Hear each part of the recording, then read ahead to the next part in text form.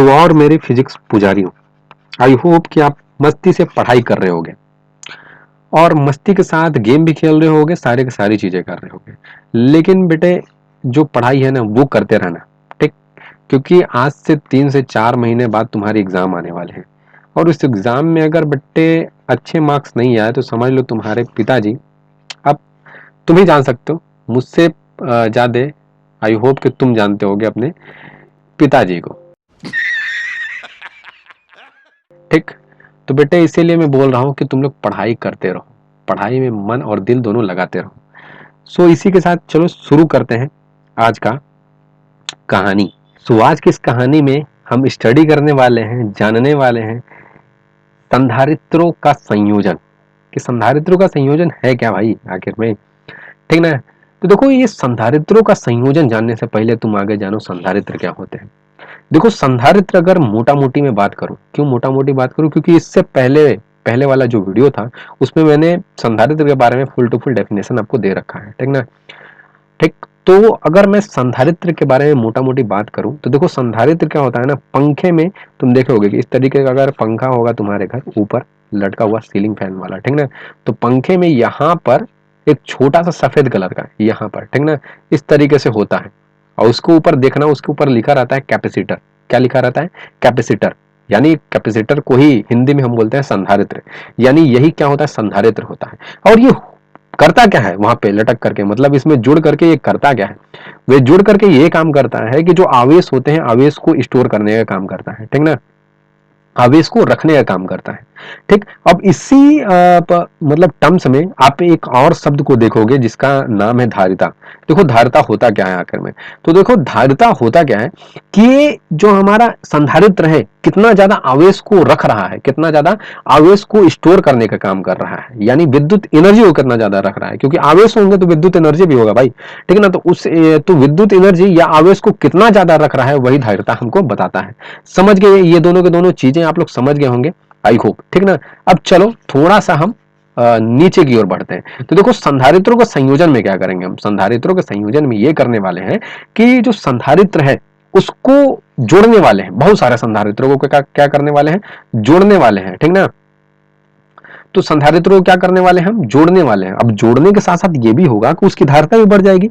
बहुत सारे अगर संधारित्र होंगे इस तरीके से, बहुत सारे अगर संधारित्र होंगे इस तरीके से, अगर हम जोड़ दें, जोड़ने का भी दो तरीका है, अभी हम बताएंगे। इस तरीके से अगर संधारित्र को जोड़ दिया जाता है तो जाहिर सी बात है उनकी धारिता ही बढ़ जाएगी। धारिता का मतलब क्या होता है कि धारिता का मतलब ये होगा कि वो जो संधारित्र है कितना ज्यादा आवेश को रख रहा है, उसकी भी तो मात्रा बढ़ जाएगी ना। कि अगर एक संधारित्र हो गए, ठीक ना, तो ये कुछ आवेश को रखेगा। दो संधारित्र हो गए, ये भी कुछ आवेश को रखेगा।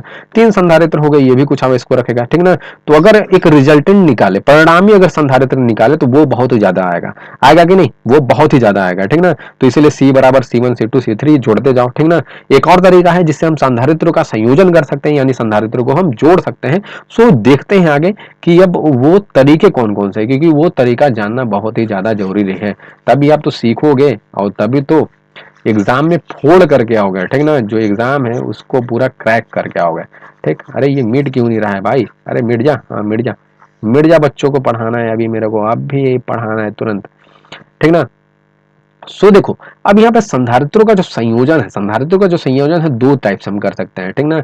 ये दो तरीके से हो सकता है। कौन कौन तरीके से? ये एक है श्रेणी क्रम का श्रेणी क्रम संयोजन, ठीक ना? श्रेणी क्रम में हम संयोजन कर सकते हैं संधारित्रों का। श्रेणी क्रम कैसा होता है? देखो, श्रेणी क्रम ना एक तार की तरह होता है कि ये तार हो गया, इसी में अब तुम संधारित्र ऐसे बैठा दो, ठीक ना? ये बीच का पार्ट नहीं रहेगा, ये वाला, ये मत समझना, ठीक ना? एकदम सीधे, सीधा सीधा इसी तरीके से हो तुम। क्या जी, जब संधारित्रों को एक लाइन में इसी रखोगे तो ये तुम्हारा श्रेणी क्रम बन जाएगा, ठीक ना?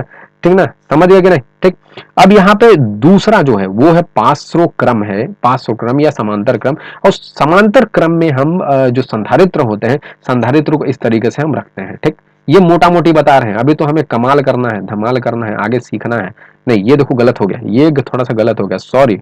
समांतर, ये जो सॉरी फॉर दैट, ये समांतर या पार्श्व क्रम में जो हम संधारित्र को रखते हैं, हम इस तरीके से रखते हैं। किस तरीके से? तो देखो, इस तरीके से, ये टुई गया, ये पूरा का पूरा एक हो गया संधारित्र भैया, और यहाँ पे ये हो गया हमारा समांतर क्रम वाला, क्या हो गया, समांतर क्रम वाला हो गया, ठीक ना। इस तरीके से हम संधारित्र को रखने का काम करते हैं कि C1 हो जाएगा, C2 हो जाएगा, C3 हो गया। ये तुम्हें मोटा मोटी मैं बताने की कोशिश कर रहा हूँ, ठीक ना, ये मोटा मोटी तुम्हारा हो गया, ठीक। तो ये अब हम देखते हैं अब रियलिटी वाला। अब हम लोग इस पे थोड़ा सा इसका जो डेरिवेशन, छोटा मोटा डेरिवेशन टाइप का है, आपके जो कॉन्सेप्ट होंगे वो पूरा का पूरा क्लियर हो जाएगा अभी, ठीक ना। तो उसको भी देख लेते हैं कि आखिर में हमारे टीचर बताना क्या चाह रहे हैं, ठीक ना। सो चलते हैं और देखते हैं हम पहले वाले को, यानी श्रेणी क्रम। मजा मजा आएगा, ठीक ना, मजा आएगा तुम्हें जरूर, ठीक। तो श्रेणी क्रम संयोजन देख लेते हैं कि श्रेणी क्रम संयोजन है क्या आखिर में, ठीक। सो चलते हैं। तो अब देखो जो हमारा पहला टॉपिक है, जो पहला दोनों में से जो पहला टॉपिक है वो है श्रेणी क्रम, ठीक। अब ये श्रेणी क्रम में मैंने बता रखा था कि इस तरीके का एक तार होता है, उसी तार पर हम क्या करते हैं कि जो कैपेसिटर होते हैं यानी जो संधारित्र होते हैं उनको हम रखते हैं इस तरीके से। और इस तरीके से देखो हम सीरीज में, मतलब कि श्रेणी क्रम में संधारित्र को रखा है और एक बैटरी से, केवल एक सिंगल बैटरी से उसको क्या कर दिया, कनेक्ट कर रखा है, ठीक। तो यहां पर किया क्या है हमने कि जो संधारित्र थे उन्हें श्रेणी क्रम है तो श्रेणी क्रम में ही जोड़ेंगे हम, ठीक ना, लेकिन उसे सिंगल बैटरी से हमने कनेक्ट कर रखा है, ठीक। अब यहाँ पे तुम्हें दो चीजें ध्यान देनी है, ठीक ना, थोड़ा दिमाग में रखना है, बाकी मैं कॉन्सेप्ट क्लियर अभी करूंगा तुम्हारा, ठीक ना। कि पहला क्या बात है कि पहला बात यह है कि जो आवेश समान होंगे, ठीक ना, पूरे के पूरे सिस्टम में, यानी श्रेणी क्रम का जो संयोजन करते हैं उसमें आवेश समान होते हैं। अभी मैं क्लियर करता हूं कॉन्सेप्ट कैसे। और दूसरा बात ये याद रखना है कि तुम्हें कि विभव का मान अलग अलग होता है। देखते हैं अब विभव का मान कैसे अलग अलग होता है और आवेश कैसे समान होते हैं। तो पहला क्या है कि आवेश समान होते हैं, यानी जो भी आवेश है वो क्या होंगे, क्यों होंगे, ठीक ना।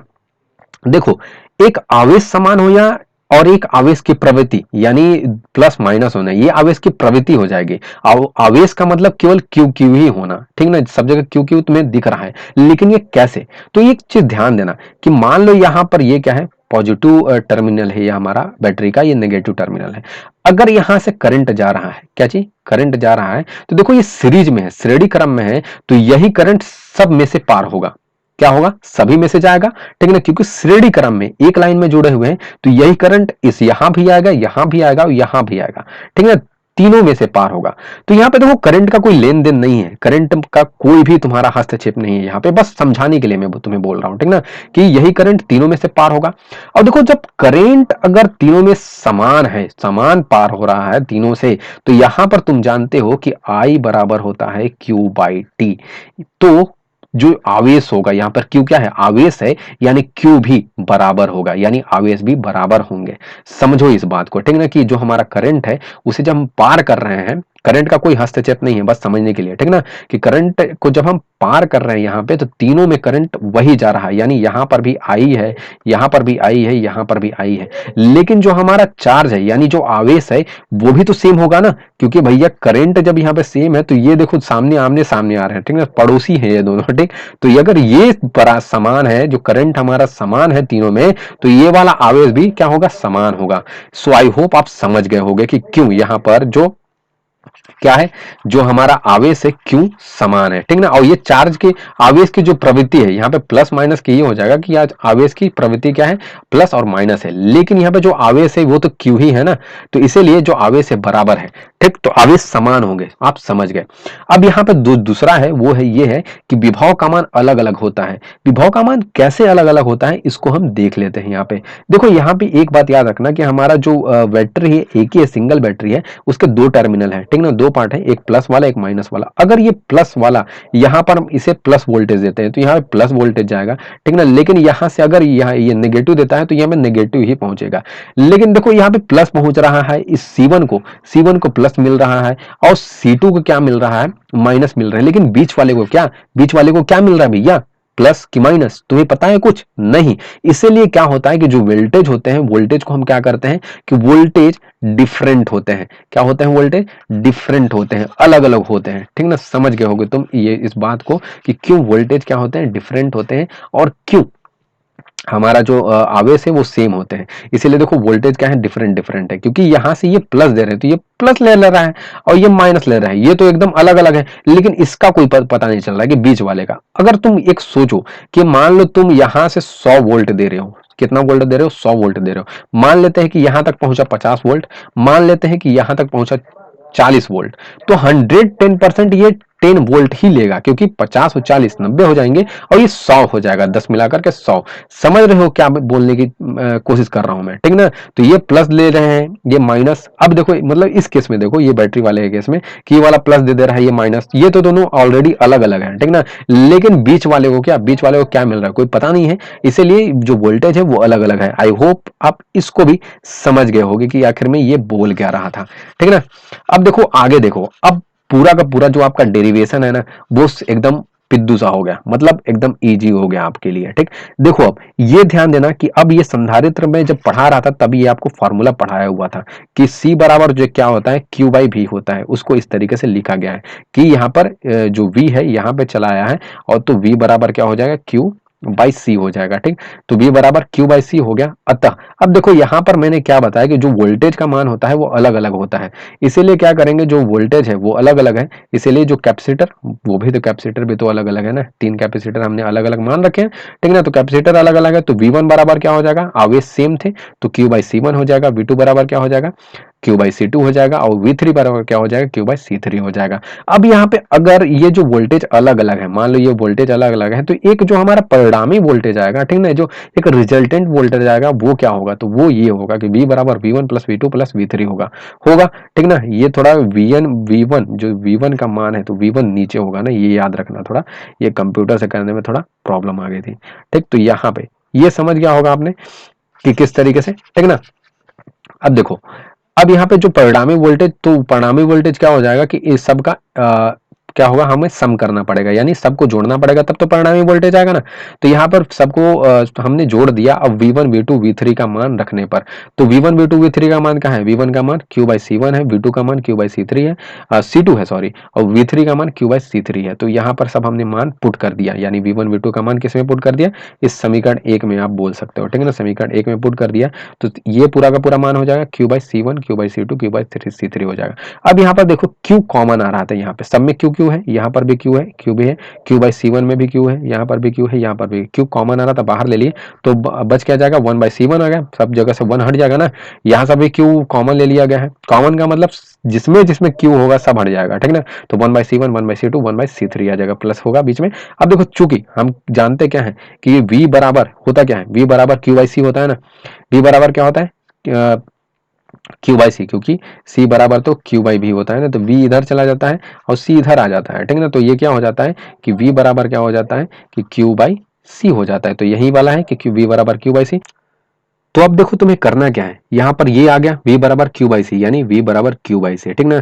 अब देखो यहाँ पे V का मान, यहाँ पे देखो V का मान रखा हुआ है, ठीक ना। इसे समीकरण 2 मान सकते हो आप, ठीक ना। यहाँ पे V का मान रखा हुआ है, V बराबर क्या है, Q 1 बाई में C1 प्लस में 1 बाई में C2 प्लस में 1 बाई में C3। तो जो ये V का मान है यहाँ पर ला करके पुट कर दो। तो यहाँ पर जैसे ही ला के पुट करोगे तो देखो ये इक्वेशन इस तरीके का बन जाएगा कि Q हो जाएगा ये वाला Q 1 by C1 1 by C2 1 by C3 plus में ऐड कर दिया हमने, और ये वाला जो है, ये वाला देखो यहाँ पर आ गया है।